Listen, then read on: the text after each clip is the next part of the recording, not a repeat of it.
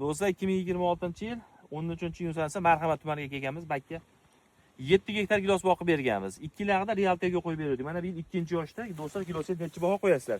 Mevasini uzib olishdi, 2-yilda meva qildi, Meva qildi, mevasini uzib yubordik hammasini. uzib yubordik. Prosta daraxt katta bo'lsa mevaga qo'ymaylik deb o'zini o'nab olsin degan uchun gilos mana 2-yoshda do'stlar sorti realtiyaga bo'ladi. Mana bu yerda 1000 tuton oshib qo'yib berganmiz. Xudo xolasa mevasini ko'rdik ekan dedi. Mana bunaqa keyin mana 5 gektar gilos qo'yib berdik. Sweet Arena qo'yib berdik. Lorens bilan Sweet Arena qo'yib berdik. Mana gilos holatiga baho berasizlar. Xudo xolasa bu yillarni uzilamiz, bu yerga joylarni qo'yib o'tamiz.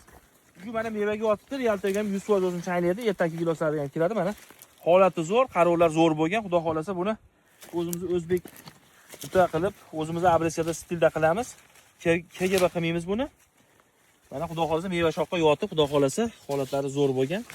Mana yerda Sweet Arena qilib berganmiz mana. 5-6 gektar Arena qilib berganmiz. Buni ham holati zo'r. O'rtasiga mana yonlarga torz ekilibdi. Avzlari zo'r. Mana bitta abyonni ko'rsatib qo'ying. Birachka yaxshimi biz bergan ko'chatlar?